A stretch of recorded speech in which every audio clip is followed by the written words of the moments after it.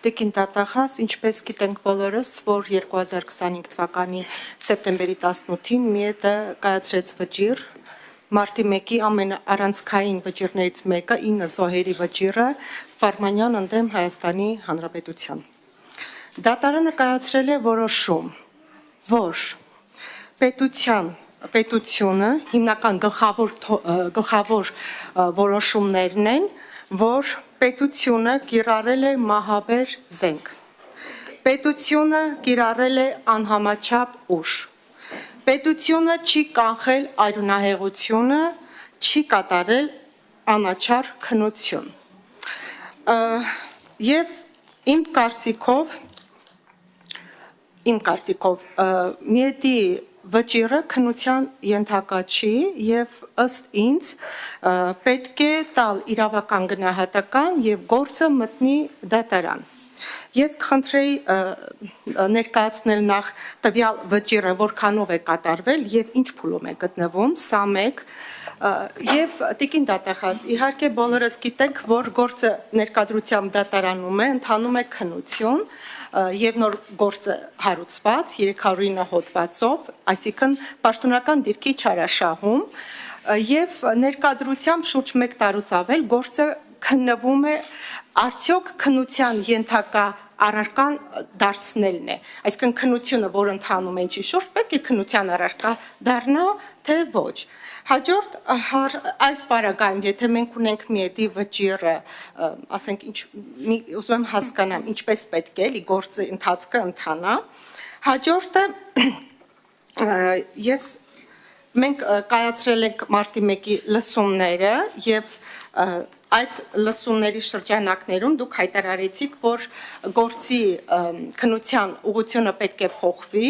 եւ պետք է բացահայտվի այլ ուղղությամբ շղթան, որը իրականացրել է մարտի 1-ի հանցագործությունը, այն ստորին օղակից մինչեւ գիրագույն գլխավոր հրամանատարը, որոնք հրամաններ են արձակել, որոնք գործողություններ են իրականացրել, պետք է ամբողջությամբ բացահայտվի եւ ներկայությամբ ՄԻԵՏ-ը եւս ապացուցված է համարում, որ մարտի 1-ի գործողությունները կազմակերպվել է շղթայաբար, ղեկավարվել է պետական համակարգի կողմից։ Հաջորդը Տիկին Տատախաս, հիմա դուք ձեր լավ արձագանքի ժամանակ։ Խնդրեմ Տիկին Տատախաս։ Շնորհակալություն, շարունակելով ուղղակի այն ինչ սկսել էր ասել Տիկին Քլոյանը, նշեմ, որ այո, վճռի կատարումը պարտադիր է, բայց Եվրոպական դատարանի վճիռը չի փոխարինում ներպետական ակտերին։ Եվրոպական դատարանը ինքն է նշում, որ ինքը չի կարող առաջին ատյանին փոխարինող ակտ կայացնել, բայց մենք նաև առիթ ունեցել ենք լսումների ժամանակ այս հարցին անդրադառնալու։ Եվրոպական դատարանը մի քանի կարևոր արձանագրում է արել եւ այդ արձանագրումների հիման վրա այս պահին, եթե վստահ եմ հետևում եք, կան դատարան ուղարկված նոր մեղադրանքներ, որոնք ի տարբերություն մարտի 1-ի մյուս մեղադրյալների վերաբերյալ գործերին արդեն դատաքննության փուլն են հատել, այսինքն սկսել են ապացույցները հետազոտվել։ Ես կցանկանամ ձեր ուշադրությունը հրավիրել վճռի 205-րդ կետում արձանագրված հանգամանքի վրա Ֆարմանյանի գործով հենց, որտեղ դատարանը հստակ արձանագրում է, որ ազատության հրապարակում անցկացած հանրահավաքները եղել են խաղաղ։ Սա այլևս արձանագրում է, ու սա միայն Ֆարմանյանի գործով չի։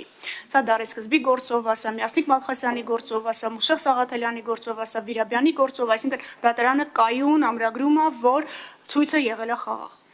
Առանց բռնության հրահրման կամ բռնի գործողությունների որևէ նշանի։ Մինչև 2008 թվականի մարտի 1-ի վաղ առավոտյան ոստիկանության կողմից իրականացված գործողությունը։ Սա ևս կարևոր արձանագրում է, ու այս հանգամանքն է, որ դրված է բոլորովին վերջերս դատարան ուղարկված մեր 309 հոդվածի բռնությամբ զուգորդված իշխանական լիազորությունների անցման մեղադրանքի տրամաբանության հիմքում։ Այսինքն չի կարելի տարանջատված նայել, Տիկին Թովմասյանի հարցի մեջ կար 10 անձանց սպանությունը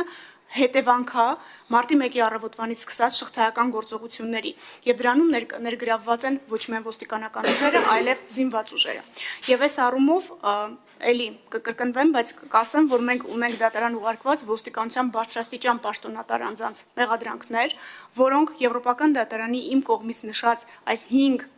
կարելի ասել, հայեցակարգային վճիռների հիման վրա վաղամության ժամկետներ չենթադրող հանցագործություններ են։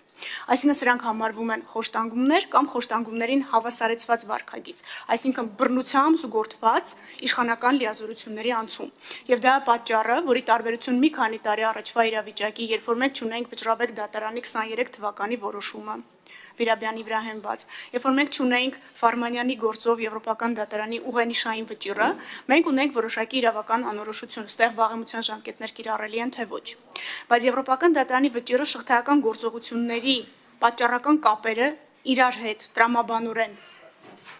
թղթակցելով, ի վերջո մեզ հիմք է տալիս ասելու, որ մենք գործ ունենք բռնությամբ զուգարտված իշխանությունների լիազորությունների անցման հետ, որը անժամկետ հանցագործություն է, եւ այս դեպքում պնդելով, որ վաղեմության ժամկետները լրացել են, չի կարող վարույթն իրականացնող մարմինը, լինի դա նախաքննական մարմինը, թե դատարանը չի կարող քրեական հետապնդումը դադարեցնել։ Հենց դա էր պատճառը, որ ոստիկանության բարձրաստիճան պաշտոնատար անձի վերաբերյալ հենց ես ինքս եմ որոշում կայացրել, հիմքում դնելով Եվրոպական դատարանի եւ Վճռաբեկ դատարանի նախադեպային դիրքորոշումները եւ գործը գտնվում է դատարանում։ Հենց այս նույն տրամաբանությամբ է, որ ոստիկանության նախկին բարձրաստիճան պաշտոնյա Թամամյան Հովհաննեսին մեղադրանքը առաջադրված հենց խոշտանգման դրվագով, որովհետեւ մենք վարույթում ունենք տվյալ, որ այդ խոշտանգման արդյունքում ուղիղ հանձնարարությամբ անձի ուսն է կոտրվել, ինչը մարմնական վնասվածքի աստիճան է ենթադրում։ Եվ նմանատիպ տրամաբանությամբ նաեւ հիմա դատարանում քննվում է Վալերի Օսիպյանի եւ Ռոբերտ Մելքոնյանի դրվագները։ Առաջիկայում դատարան է ուղարկվելու նաև Չերոմուխայի կիրառման հետ կապված դրվագը։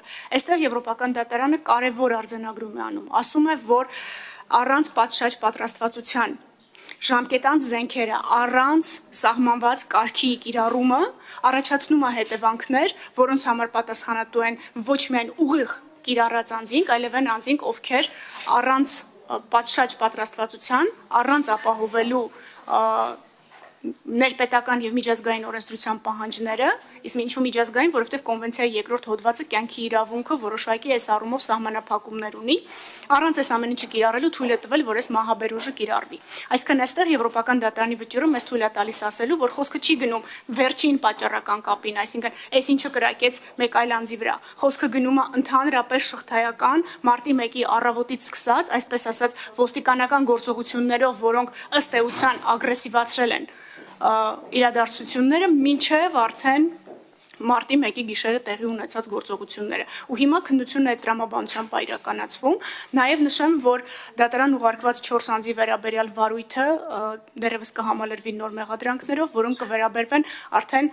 Պաշտպանության նախարարության բարձրաստիճան պաշտոնատար անձանց, որոնք ելի այս տրամաբանության մեջ օժանդակել են, որպեսզի բանակն օգտագործվի ըստ էության Եվրոպական դատարանի կողմից արձանագրված խաղաղ ցուցարարների դեմ։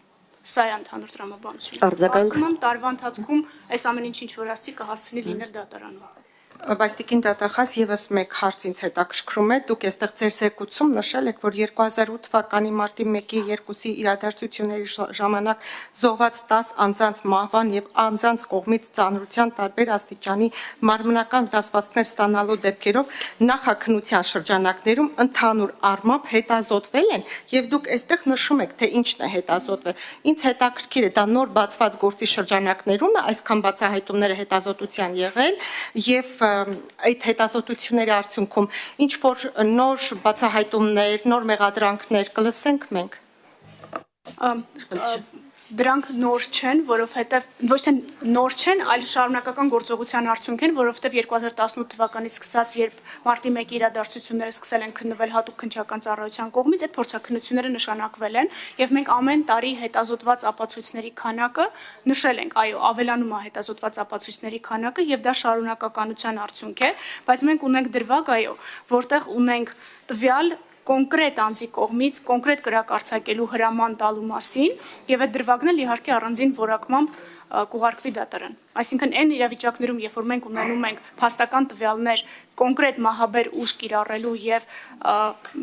մահ հասցնելու նպատակով կրակելու վերաբերյալ հրամանի, այդ մեղադրանքներն էլ առանձին են ուղարկվում դատարան։ Բայց ամբողջը նույն մարտի 1-ի տրամաբանության մեջ է։